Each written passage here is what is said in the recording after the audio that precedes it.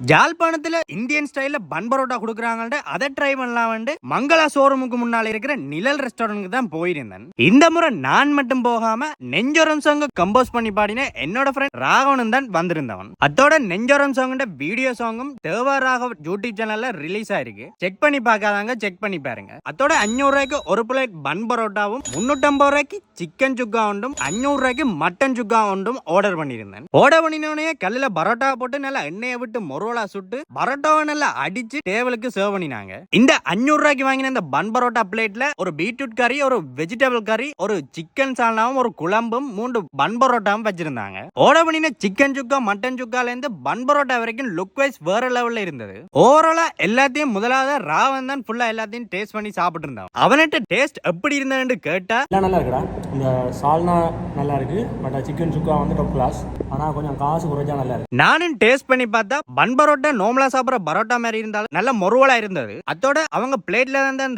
ஓரளவான அந்த சிக்கனும் சால்னாவும் எனக்கு பிடிச்சிருந்ததோட அவங்களோட சிக்கனும் மட்டனும் சுக்காவும் நல்லா தான் இருந்தது. ஆர்டர் பண்ணின எல்லாத்துக்குமே எங்களுக்கு 2750 ரூபாய் கிட்ட முடிஞ்சிருந்தது. நீங்களும் இந்த பன் பரோட்டாவை ட்ரை பண்ணி பாக்குறேன்டா, போய் ட்ரை பண்ணி பாருங்க. அதோட ட்ரை பண்ணி இருந்தவங்க கமெண்ட் பண்ணுங்க.